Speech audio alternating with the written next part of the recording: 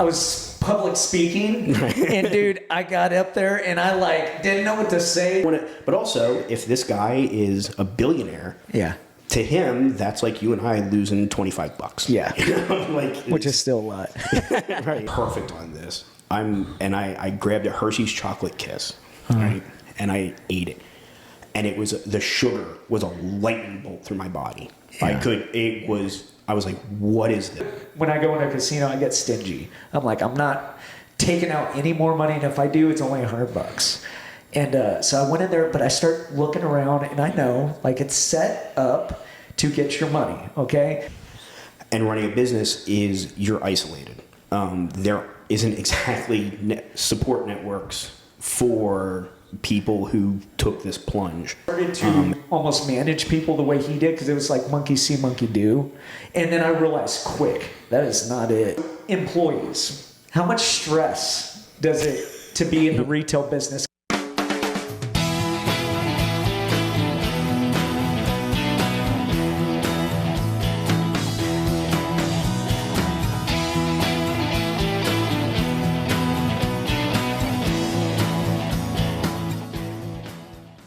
Tim, it's good to have you.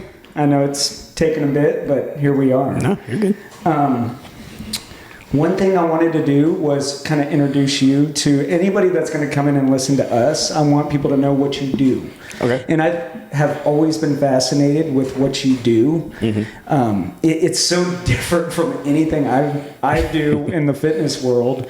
But, you know, for you, it's retail, right? Basically, yeah, retail. And then it's in the comic book industry, which is completely foreign to me. I like comic books, so it's cool, but I have no idea what you go through except for what you've told me in the past. Right. So tell everybody what your business is, because you have multiple of them. Yeah, so I'm Tim Stoltzfus. I own More Fun Comics and Games here in Denton, which is a comic and game store, board games, card games, that kind of thing.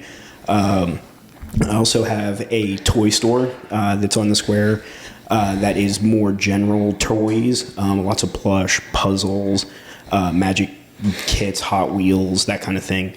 And then I also have a third store that is just off the square, the More Fun Game Center, where we run events for the various games we sell. Magic the Gathering, Pokemon trading card game, board games, Dungeons and Dragons campaigns, even Warhammer, that kind of stuff.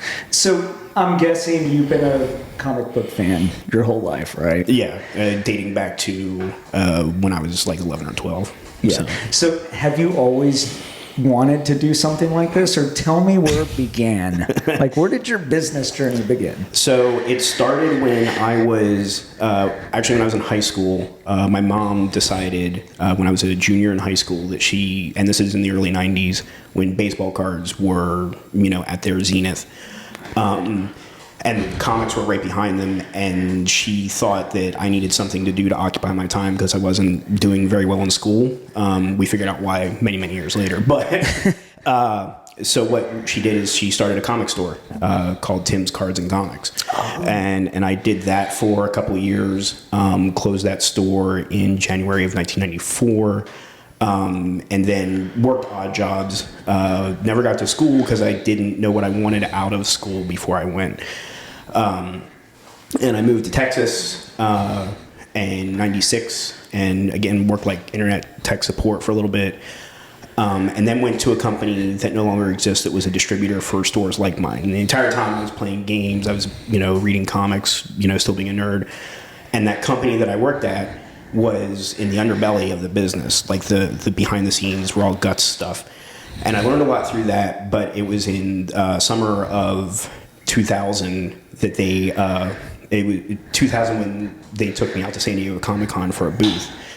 And I went out to San Diego, and it was mind-blowing to see the enthusiasm around comics, because back then, without the internet, as we know it today, that was largely invisible. You had your local communities, your local store, but there wasn't the broader sense of community. And when I saw it out there, I was like, this is so awesome. And then it was, we took a night, went down to Tijuana. There was much debauchery. and drinking. But I still remember waking up the next morning, probably still drunk, and looking out over the San Diego Bay and going, yeah, I'm going to open up a store again. And that's when I put my plan into motion. And because it was like the comic and game thing, both sides mean a lot to me personally, but also, especially at that moment in time, what did exist on the internet, there was conversations around better stores needing to exist to represent these items to the public.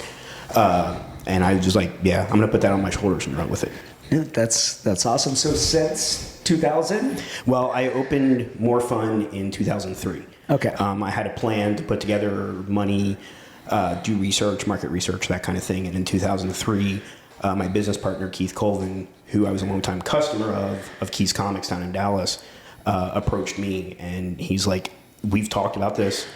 I know it's something you want to do, and I'd rather work with you than against you. Sure. So he brought me into the fold, and we started the first More Fun in Lancaster, Texas, in June of 2003. And then a few months later, a store came available up here in Denton called Treasure Isles that we bought, turned it into a More Fun store. We closed the Lancaster store in 2013 and have been doing the More Fun thing in Denton ever since. Have you been in the same location in the square, or where was the first one? The first one was down on Friar Street. That's cool. I don't know. Have you been in Denton all your life? Okay. Fry Street Fair. Yeah, right. We were at the corner where what's now right next door to what used to be the Tomato. We were right next door to Cool Beans. Okay. At the time, and got caught up in that imbroglio when Fry Street went sideways now 15 plus years ago. And just by coincidence, there happened to be a spot up on the square that became available, and we jumped at the opportunity to move up to the square back when the square at that point was still kind of a ghost town. Okay. A lot of old shops, antiques, that kind of thing, run by retirees that weren't really aggressive retail. You know? So you had the old Guitar Center, right? Was there? I don't know if that was there or not. Abbey Inn was there. Yeah.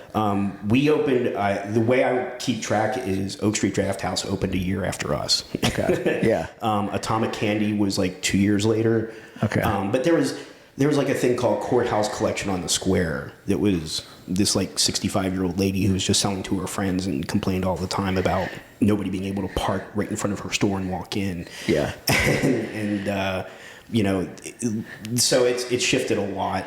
I honestly don't remember a Guitar Center when I was there, but that was I'm trying to, like, where Eastside was completely empty.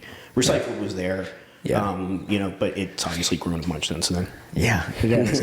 No, but it's the comic book industry. I mean, it's retail, but it's like the demographic. Tell me a little bit about the demographic. Like, is it I have no idea what it. These days, it's everyone.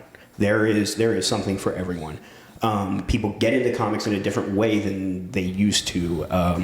Way back when there was a thing called newsstands. If you're under the age of 35 and listening to this, yeah. where kids usually grab their first comics. But now things like Scholastic Book Fairs put books like Dog Man in the hands of kids. Yeah. And between that and anime/manga. Out of Japan, which has a great deal of penetration in younger audiences. But the thing is there is no single demographic anymore. It used to be really focused hard on white guys like myself, to be blunt. Yeah. It was superhero books and whatnot. Yeah.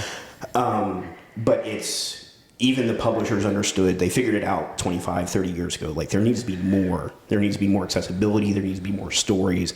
And they just started, and also there was a fresh crop of young creators that came of age in the 90s that wanted to tell different stories than what had been coming out before.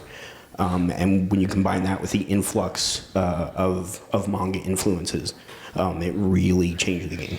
That's awesome. So is any of the business, has it morphed onto online, or?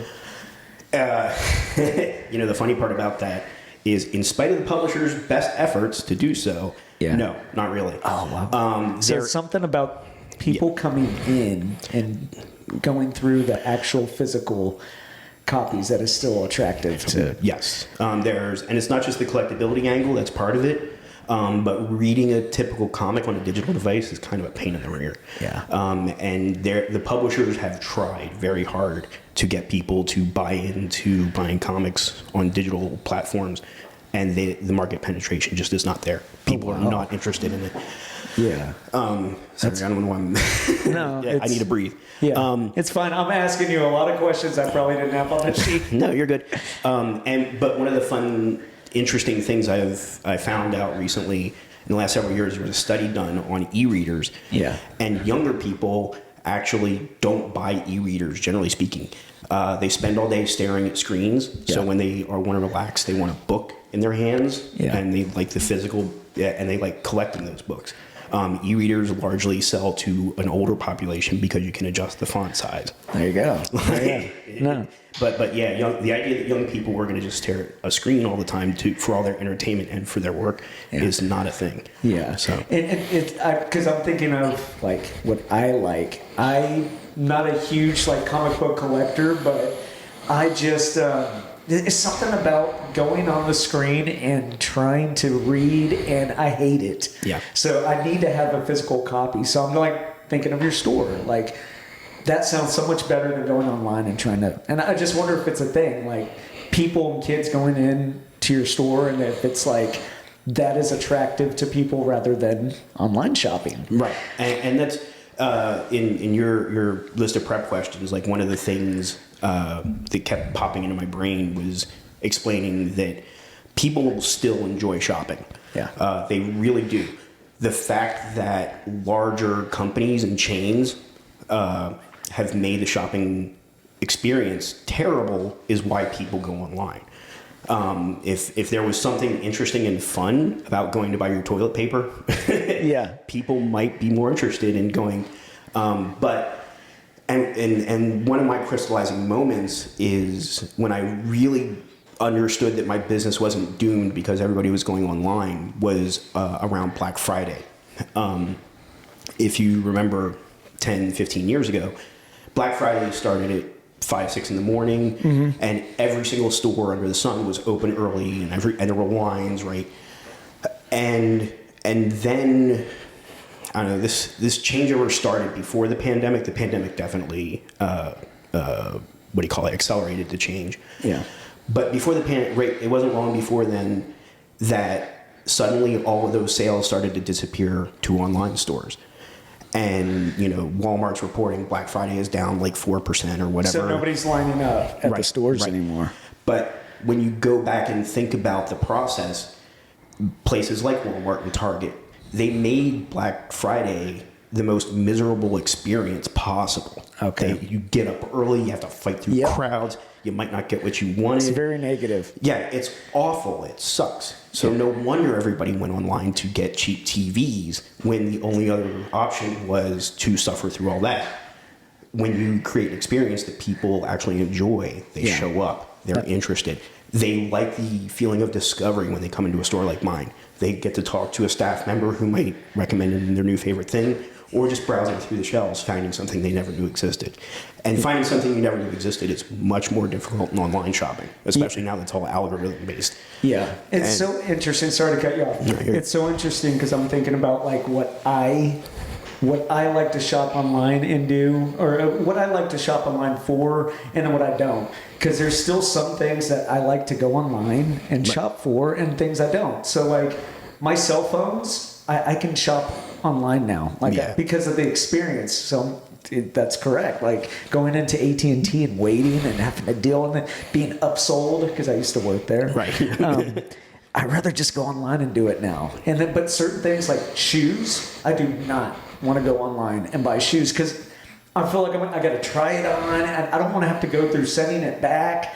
So there's a lot of things that I am not willing to buy online, and a lot of things I am. And I think it's with comics, it's got to be in person, right? Right. It helps. It doesn't have. If you know exactly what you're looking for, if you just know you want the new Stephen King book, sure, go online. That's fine, right? And there's nothing wrong with that. Don't get me wrong. Yeah. But it's if you're not sure what you want or you're looking for input and interesting feedback on it, that's when you go to a physical store that has a staff that focuses on displaying and sharing that kind of thing with you. Yeah, it's funny. I appreciate you coming and doing this. It's a funny setup and all that. It took me forever to get going today, but you were the one that invited me to. We went to a bar, right? Mm-hmm. And you invited me to be a speaker. Oh yeah, that's right. Back when we were doing Nerd Night. Yep. Yes, so this was years ago, man. Yeah. And thank you for inviting me, by the way. But I thought it was a podcast like this, and so when we went, and I was public speaking, and dude, I got up there and I like didn't know what to say, dude. And I remember looking at the crowd, and they're like nervous for me. They're just like, I don't know. It was, I mean, I still appreciate it, and it was great because I talked to my story, like I told my stories, but I was not prepared, and I was so uncomfortable there. And it's like, well, now you get to come to my house, man. But so with the comics, man, what is your favorite comic book? That's a loaded question. All time, current. So I don't know really where to go with that question, but what if you had to pick your top three? Because there's DC and then there's... Yeah, because you had questions like that. See, on the page, I'm like a current ongoing series. There's a new book. There's a current book called The Ultimates that is fantastic. It's set in an alternate Marvel universe.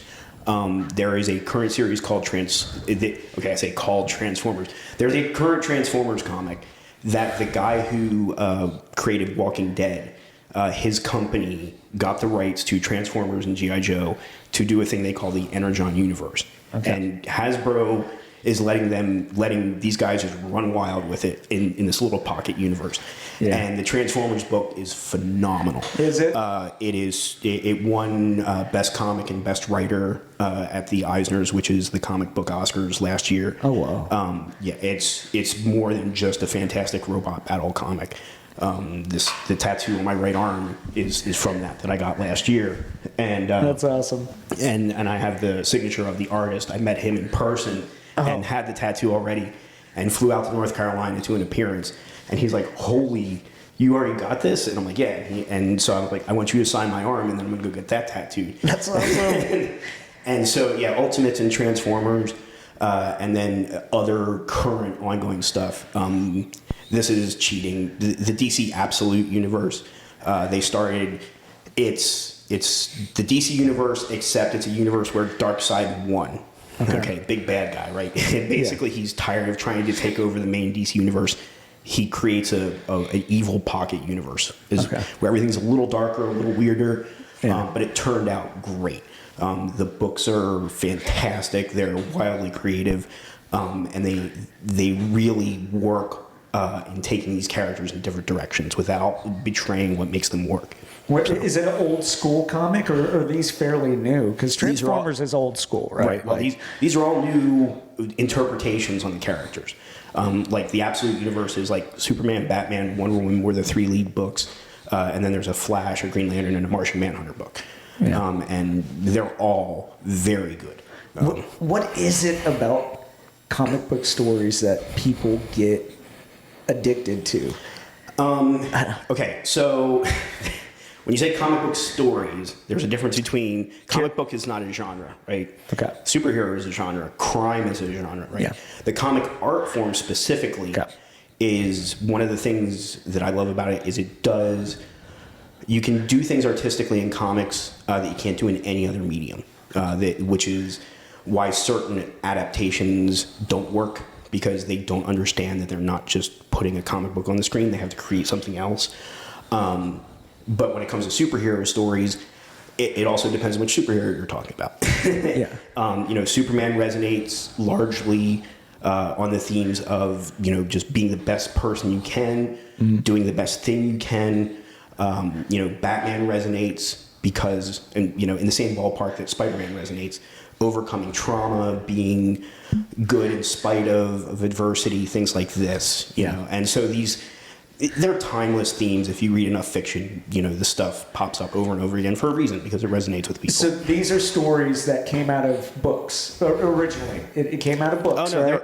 they're created whole cloth. When I talk about repeating, if you read enough fiction, it's I one thing you'll see people talk about repeatedly is the Christ narrative, reappearing of the story of Jesus Christ, of like great sacrifice, overcoming adversity, the death and resurrection. You know, a lot of people drew lines straight from Christ to Neo in the Matrix. Okay. Right? Yeah. So there are certain themes that reappear throughout fiction, and but it's because we're human beings, and there's only a few things that were that really, I shouldn't say only a few things, but there's certain themes and ideas that echo throughout the entire history of humanity.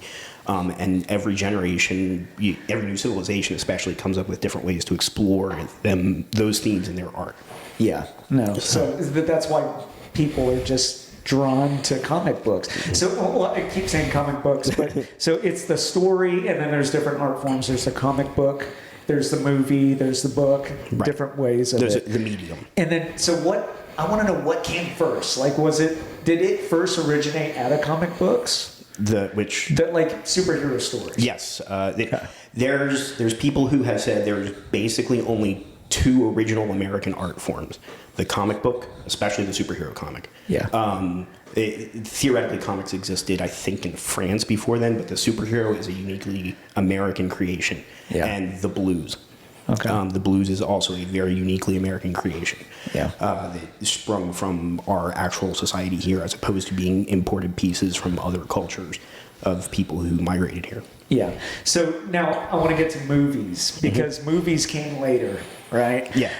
Which movies are your top three? And I'm talking about that really carried the true story and identity of the superheroes and did it the best. Well, you do know one of the answers to this, and that's Into the Spider-Verse.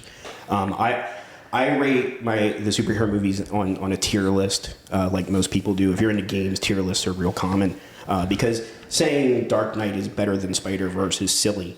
Not because you're wrong, but because they're two very different stories. Yes. It's a matter of how well executed they are. Yep. And Into the Spider-Verse is still the king of the hill, in my opinion.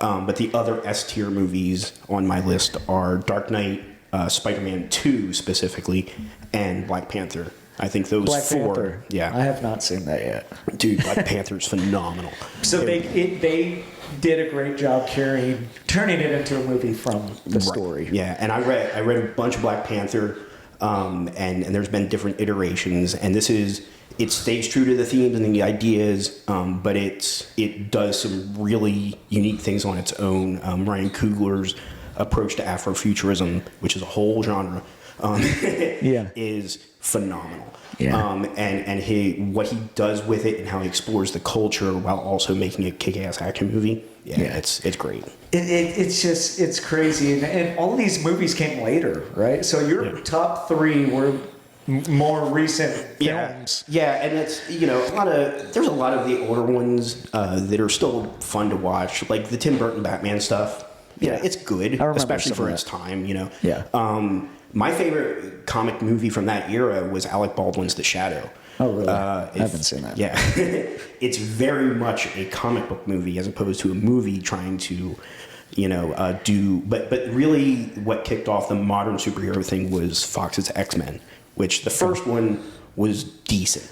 Like, it was mostly walking out and being able to exhale and be like, they didn't F this up, right? Yeah. The second one's really good. And by that time, Spider-Man was the first Spider-Man hit by Sam Raimi, and that was very good. Early 2000s. Yeah, this is first Spider-Man Raimi was 01, 02. It had to be 02, if I remember right. Yeah. It was either 02 or 03, I forget. Because the main trivia fact I remember is the first trailer for the first Spider-Man movie had him trapping a helicopter in a web between the two towers in New York City. Oh, that's great. And that footage went away. Yeah, I'm sure it did, yeah. Yeah, before the movie came out. So. And that was 2002? Yeah, it was either 02 or 03. That's too fresh. And so I want to talk about Into the Spider-Verse because, dude, it surprised me so much. So I've never been a big Spider-Man fan. I've liked, as a kid, I liked X-Men, I liked Batman. I never really got into Spider-Man. When my son was born, he was probably about 3 or 4 when the first Into the Spider-Verse came out. And I was like, oh, it's a cartoon. Let's go take my son to a movie. And I remember I went in there and I started watching it. I just got glued to it. And it was awesome, dude. And then it has a sentimental value because it was the first movie I took my son to go watch in the theater by ourselves. So we watched it all the time. And then the second one came out, we ordered it online. And it's just something about the soundtrack is great. Yep. The visuals and just how it mixes the comic book styles, like the bang, bam, boom stuff in it. I mean, it's just so well done. Right. And then the characters, man, it's just, it's cool. It surprised me. But so other than Spider-Man, if you had to choose, we talked about this a little bit in the gym, Batman, okay? So out of all the Batmans, you're taking The Dark Knight? I mean, it's the best movie with Batman in it. I'll put it that way. I think the best pure Batman movie we've seen to date that's like a Batman story as opposed to being a movie with Batman is the old animated Mask of the Phantasm movie. That was freaking awesome. Still is. And that's old school. We're talking about 90s? Yeah, it came out in Christmas of 92, maybe 91 even. Oh, wow. I'd have to go look. Hey, I'm old. But yeah, I still remember seeing that in the theater the day it came out. And that, dang! Yeah, I think you're 10 years older than me. But just the Dark Knight. So I have ADHD. And so a lot of movies I'll watch and I'll stop watching. I'll watch. I know bits and parts. And it's hard for me to keep good attention on something, even that I like. But Batman's you have to pay attention. And you have to follow the language, everything. But I've went back and rewatched it recently, like specifically The Dark Knight with the Joker in it. Right. And with Heath Ledger in it. Dude, it is so good. Just the little story and how things connect. And then you add the acting in it, like Christian Bale. I can't. The new Batman that came out, as good as it was, and you were right about it, like it's darker and it's more of probably what the comic book is supposed to look like.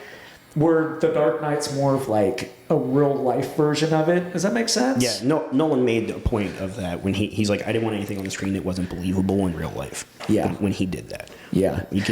I don't necessarily disagree with that creative choice, but that's the choice he made. And what he did with that was very good. Yeah. And so The Dark Knight, it's one of my favorites, and I preach by it. And I think, it sucks that Heath Ledger died because I think he would have been in the third one, the final finale. They probably worked him in some way. I've never read anything saying that what their plan was. It's kind of like, I don't even know if Nolan wanted to do a third one necessarily, but when that Batman movie made $1 billion, it was like, you're doing another one. Yeah. No, it's awesome. I hope they make another one. I don't know if they will. But not in that style. Matt Reeves has control of the Batman stuff. And then James Gunn with Superman has plans. He has said there's an old school comic called World's Finest that was Batman Superman. Yeah. And it was a Silver Age team up book of the two of them doing stuff together. And he has teased that that's his goal in like 5-6 years. We will see it won't necessarily be a Batman movie, but there will be a Batman that shows up in the DC movies. And it'll be a whole different actor and a whole different vibe. I'm so dedicated to the Christian Bale series. No, but I've never liked the Batman versus Superman stuff. Predator versus Alien. I just can't get into it. It depends on how well it's done. That's the trick. And that, like, the Batman v Superman movie was terrible. Yeah. So and like the first Predator and the first Aliens, they're so like horrific or horror stories, and then it turned into action, and now it's like Alien versus Predator, and it's just all action. And I don't know. I just can't do it. But so I wanted to talk about back in the business side of things. We talked about retail and comic books. Mm-hmm. So employees, how much stress does it to be in the retail business? Because I know how much it stressed me the hell out when I worked at AT&T, especially when I got busy. And it was just so stressful. When it comes to your employees, have you... Not to name drop employees, but has it been fairly easy to manage a store in retail? No. In the retail business? No, it was a dramatic learning curve. It took a lot.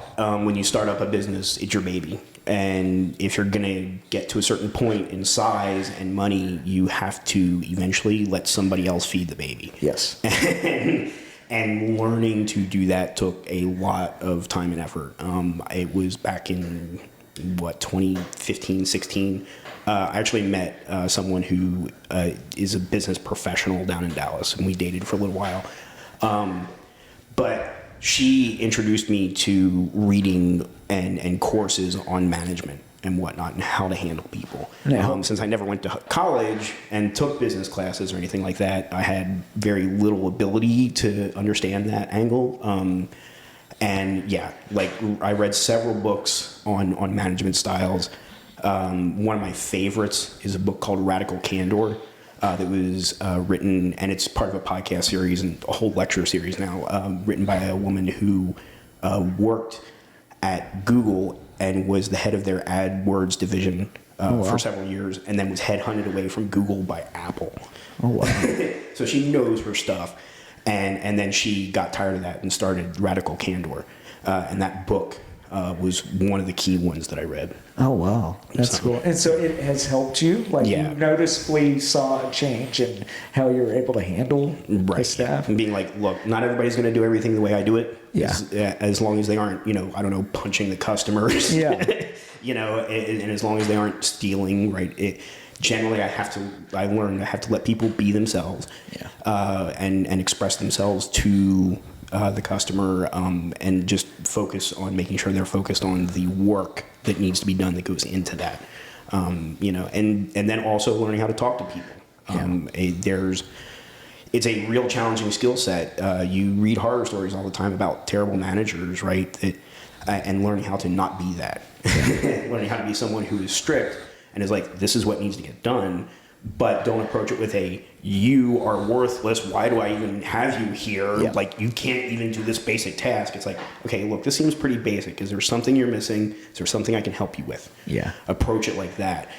And if they don't know, then it's like, okay, then we just need you to just do it. Yeah. Right? But sometimes you find out new things, and you learn from that.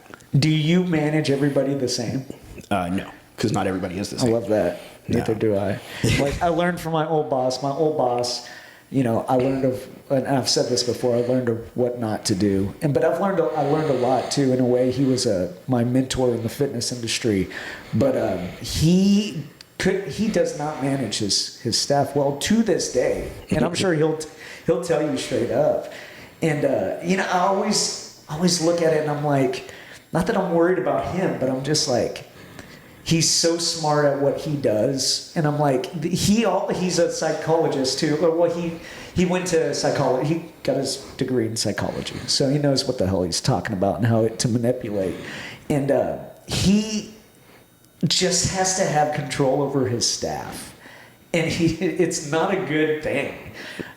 We worked well because I was away from him, and I was able to be a good people's person with everybody around me and my staff underneath me, and he just dealt with me from afar. So between me and him, it was always really good. But anytime that anybody worked right under him, the people were miserable. He had them running in circles. And to this day, he still does that. Right. And I'll go meet him and eat lunch, and I'm just like, if you don't like your staff, why don't you get new ones? And I know the answer. It's not because of the staff. Exactly. It's him. Yeah. And I'm like, dude, not only could you make more money for your business, you can make a healthier business, and you won't be as fucking stressed. Right. Yep. Because they're on your front line, man. And so I started to almost manage people the way he did, because it was like monkey see, monkey do. And then I realized quick, that is not it. Like, do not try to be the bad cop out of the good cop and bad cop. Like, I tried to, because I was insecure, I tried to be, you gotta do this. I learned quick. And that's not my personality anyways. So now I treat everybody like a fucking human. And you know what? I pay them.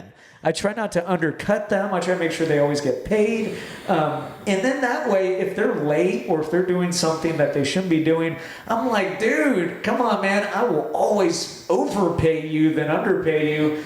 Don't be fucking late, bro. Right. And so it makes it easier in that sense. I've had less stress with management, but I know that that's probably still the biggest stress for most business owners, right? Oh, yeah, absolutely. And I cope a lot, or I did. You know, even on the weekends today, I'll still drink beer, and I don't drink a lot now. I have a good control over it.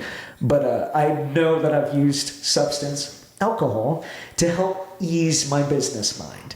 Now, I know you like the casino. Do you think that plays a role in a lot of business owners' lives? I'll put it this way. I don't think it's a guarantee, but I have met a lot of business owners at the casino, at the craps table, at the poker table. There's, like at the craps table, I was thinking about it when you sent me the list, and I'm like, there's basically 3 kinds of people at a craps table. There's the complete degenerate.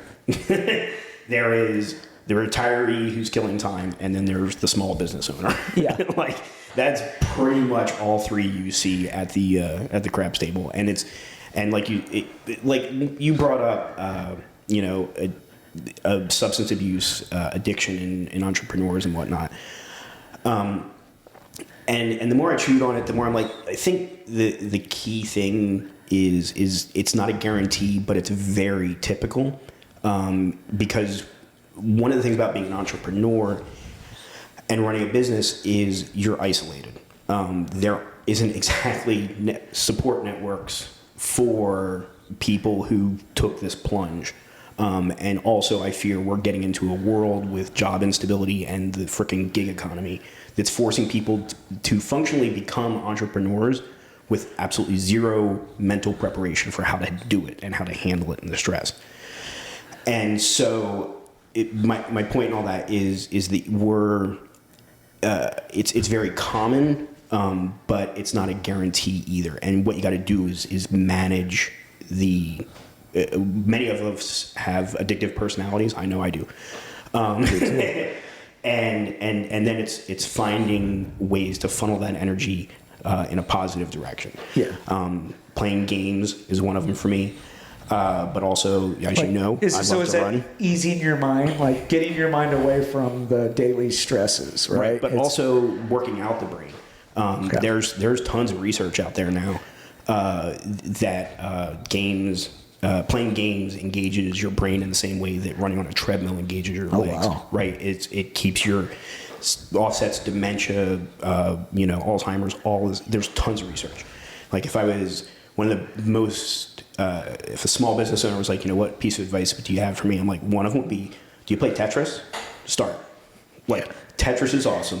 It's great brain work, right? It's playing games like that keeps your mind engaged, keeps it working, but also isn't focused on your daily stress and anxieties and things you worry about. Something that pulls you away from that, but in a healthy way. Yeah. Is a really important thing to consider when you're working for yourself. Yeah, and I just think, and I even think deeper than that. So I think a lot of business owners or people that take the entrepreneurial route, because I would love to see, I need to do more research before my podcast, but I'd love to see how many business owners actually went to college and how many didn't. And I'm sure the ones that started a business, majority went to college, and there's a few of us that didn't.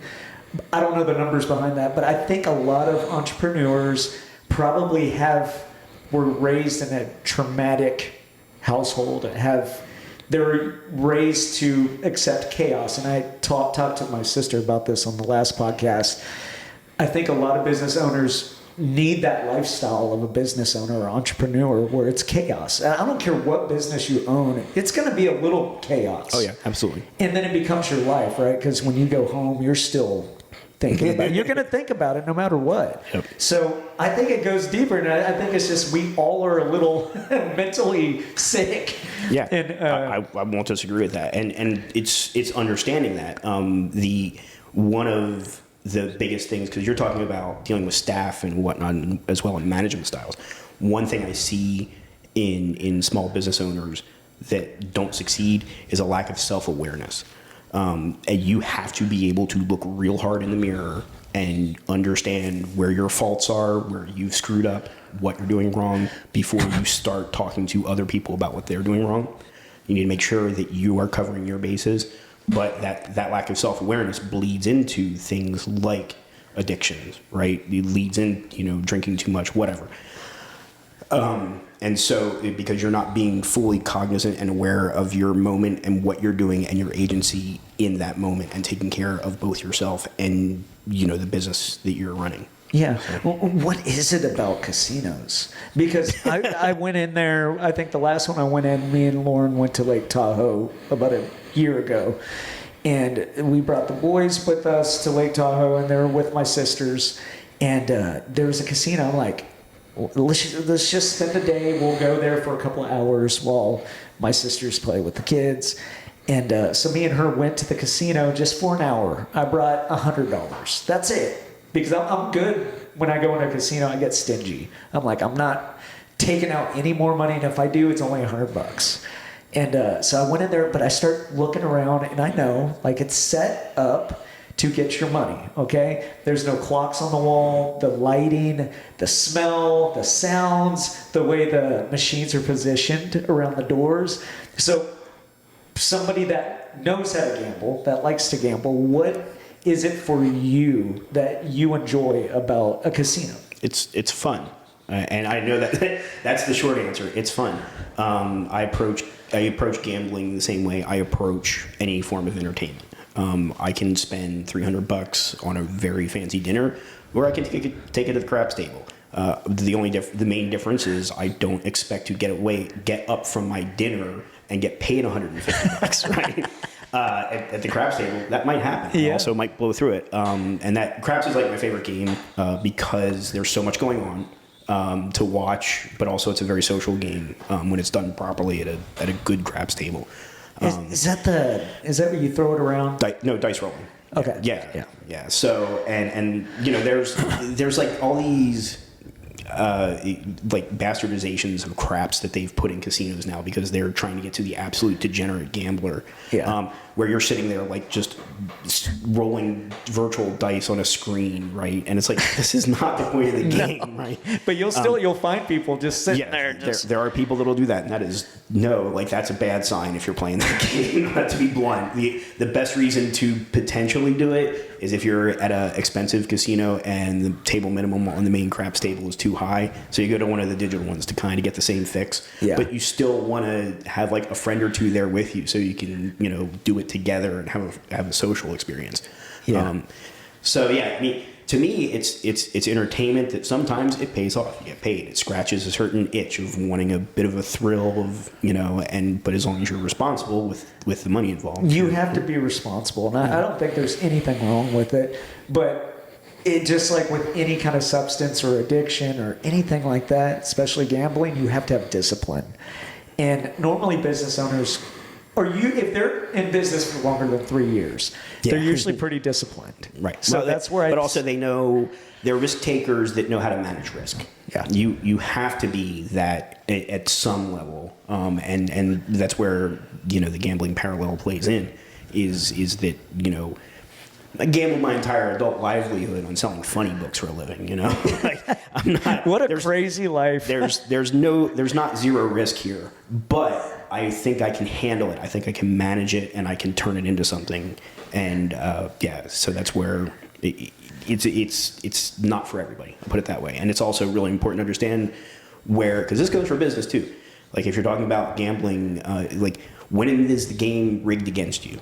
And a lot of people do not have that cognizance. They don't understand the fact, like, I will play slots on occasion full well where I fully expect to hit that button, 100 times and get up with $0. Yeah. But I know the math. I know exactly what I'm doing going in.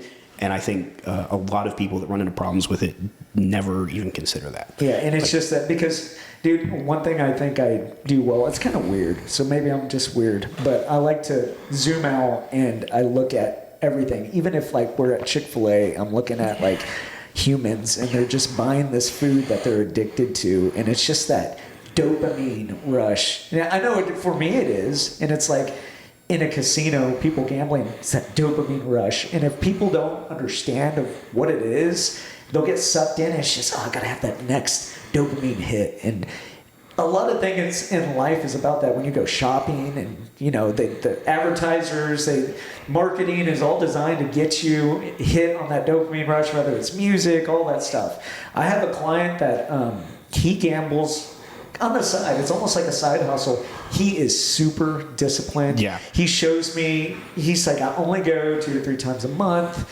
and maybe that. And when I go, I make sure I'm only bringing this much. He has everything calculated in his phone, and he is up, like, he'll probably make 25 grand this year just off of that. But he never, if he loses his ass, I don't know how he manages it, but he manages it well. Right. Well, it's setting aside the money to be like, I can either do nothing with this, right? Like it zeroes out and you just call it a day, or professional poker players are extremely disciplined. They keep very close track of their numbers and their bankroll, because otherwise you go bust. And not everybody, Phil Ivey is famous, but he somehow fell into $1 bajillion at some point in his life, and he's a complete degenerate. You get him out on the golf course, and he's doing $100,000 bets per hole, because that's what he does. But your average everyday person, and when you're talking about dopamine hits and that kind of thing, that stuff exists all around us. There's a reason cigarettes got regulated into a corner by society, and should stay that way. But dude, I'll tell you a fun story, because this relates to health and fitness too. Several years back, I did Whole30. And are you familiar with the Whole30? Okay. Yeah. So I did it once. I don't know if I could ever do it again. But it's tough. Yeah. It's really difficult to micromanage your diet to that level. But it was around day 20. I was at my apartment, and I was like, you know what? I've been perfect on this. I grabbed a Hershey's Chocolate Kiss, right? And I ate it. And the sugar was a lightning bolt through my body. Yeah. I was like, what is this? And in that moment, I was like, now I understand what sugar addiction is, right? Yeah. We, especially in the American diet, like, kids are, given sugar way too high quantities, way too early, right? And the thing is so you grow up with your brain being formed around, like, this is my baseline of addiction to this substance. Yeah. And it only gets worse as you become an adult, right? Sugar has its values. Hey, pup. Sugar certainly has its place. But the addiction angle is why, wars have been fought over access to sugar. Yeah, dude. There's been entire cultures that have collapsed because of their lack of access to sugar. That's so interesting, man. I mean, sugar, we could go into another full podcast on just sugar alone, but it's crazy with the dopamine rush, and like you said, everything connects to it, and it's so dangerous. And it's sad when I see people that I know. I have a buddy that lives in Abilene, and he owns a business, and somebody he knows is always at the casino, and you can just see people that cannot handle their addictions, and that dopamine hit just ruins their life. You can't always be high, or you'll die. That's one thing. And also, you keep having to add to it. You never are satisfied with staying at the same level forever. And this goes for gambling too. Like you're always chasing a bigger thing, right? It's not enough to just go play quarter slots, for 2 hours. Yeah. Next thing, you're wanting to play 50-cent slots because you weren't feeling anything. The last job I had, my boss, that the company that flew me out to San Diego, we went to shows in Vegas, and we were just talking about it, and he, much wealthier person than me, right? But he was like, I take a minimum of 10 grand to the table every time. And I'm like, dude, that's no small amount of money. I'm not judging, but, and he's like, the thing is I don't want to walk away indifferent. I want to feel something, whether it hurt or whether it was a big hit. Oh my gosh, that's like an addict, bro. To be fair, he had the money to blow, but still, that was his level, right? That level changes for everybody. There was one time I went to the Venetian for one of these shows, and happened to be walking by a craps table there that had, at one end of the table, there was like 3 guys playing with black $100 chips on craps, which is a lot. on the other end of the table was this guy in loafers and basically a black T-shirt and athletic shorts, roped off. And I see the chips, and there's yellow and brown chips out there. And I'm like, what is this? And I like asked one of the guys, I'm like, what are those chips? He's like, the brown ones are 5,000. The yellow ones are 10. And he has, I watched him 7 out, like roll a 7 on the craps table, which means you lost and all your bets get wiped off the table in one fell swoop. I saw 150 grand get swept up. And I'm like, I don't want to, but also if this guy is a billionaire, to him, that's like you and I losing $25. Yeah. You know? Like, Which is still a lot. Right, yeah. But the problem is when people exist trying to do that beyond their means, when they reach beyond themselves, right? Sell their house, lose their house. Right, lose their house, any, and same goes with entrepreneurship. You got to learn how to be within your means and know what's reasonable to reach for versus what's going to break you. Yeah, no, it's crazy. And with casinos, what do you like? Which one do you like the best? Craps is my favorite. No, not games, but casino. Does it matter? Not anymore. I was at WinStar yesterday. So, I mean, do people only pick casinos because they feel like it's hot? Or are there better casinos? No, these days casinos are largely all the same as far as the numbers and the money goes. Yeah. It's a matter of amenities, whether, there's a reason. Have you ever been up to WinStar? Yeah, I think after high school, like once or twice. Dude. No, I went twice. I've went twice. You wouldn't recognize it now. Because, even it was in the summer of 2020, like the pandemic, this is like getting into June and July of that year.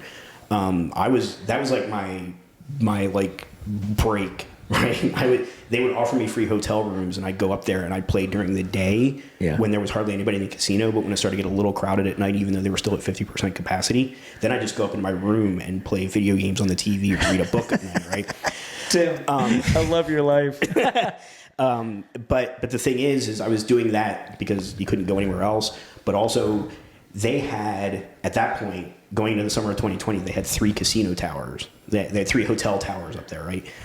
The pandemic hits, they closed down their entertainment center and build a 4th tower and a 10,000 seat auditorium up there. Oh, wow. And they just rebuilt a new pool and a spa, like a full spa that's up there. Like you wouldn't. So what I'm getting at is the difference between casinos is largely amenities or how close it is to you. Yeah.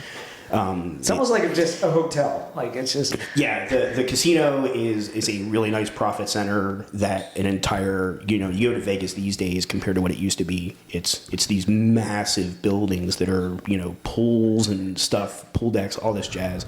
And oh, by the way, we have a casino down there. You're gonna go cough up. Your room's $250 a night, but you're gonna go cough up $2,000 on those craps tables, and we know it. That what else pays for all this? That's awesome. Yeah. But are there still like mobs and stuff that run some of those? Not really. They did back in the day. Back in the day, yeah. If you ever watched the movie Casino, and that's a movie about that ends somewhere I think in the mid '80s, if I remember right. The story wraps up. And even at that point, they were already lamenting the fact that the casinos were all turning corporate. And now, they're all corporate? Yeah. Because I always wondered, how's it ran? Who... I know they don't like certain people in there, and they try to get certain people out. That's almost kind of the only way you're going to get kicked out of a casino is if you're violent or you're a card counter. Yeah. That's because because the games can be beaten if you're very methodical and very careful. Sure. And they have the right to ask, like any business, they have the right to ask anybody to leave at any time. Yeah. And they just walk up and tell you, get out, you're not welcome here But anymore. for the most part, if you're playing by the rules. Yeah. Well, and these people are technically playing by the rules. The casino just doesn't like the fact that they found a little gap in the rules. There's like I'm in the Magic the Gathering, and in the '90s there was a whole crew, especially when the movie Rounders came out, that got into poker and gambling because Magic players, especially back then, were a bunch of just next level nerds, like straight up geniuses. Yeah. And there's a book called Johnny Magic and the Card Shark Kids, where one of the top 5 Magic players of all time was a guy out of New York named John Finkel, and after he got really good at Magic, discovered poker, discovered blackjack, and put together a gambling ring that they went and hit casinos to the tune of tens of thousands of dollars at the blackjack table, counting cards and that kind of stuff. Oh my gosh. So it's a thing you can pull off, but it takes a lot of bankroll in the first place and dedication and smarts. Yeah, and I mean most casinos are ran by Indians, right? It's on Indian reservation. No, well, it depends what state you're in. Okay. Up in Oklahoma, yeah, it's all Indian territory stuff. Okay. The stuff out in Vegas is just whatever. And it's the same, right? Like there's no difference if you walk into an Indian ran. The biggest difference is the one that most people don't notice, and that is in Vegas, in Nevada, state law requires that the slots pay out 90%, 98% of the money that they take in. So for every dollar that gets put into a slot machine, some other slot machine somewhere in the building has to pay out 98 cents. Okay. Indian casinos, because they're on sovereign land, are not subject to laws like that, so they don't have to publicize their payout numbers. Oh, wow. Now, that said, there is a market incentive to make sure that your slots are paying out something, because otherwise people just won't come play, Sure. right?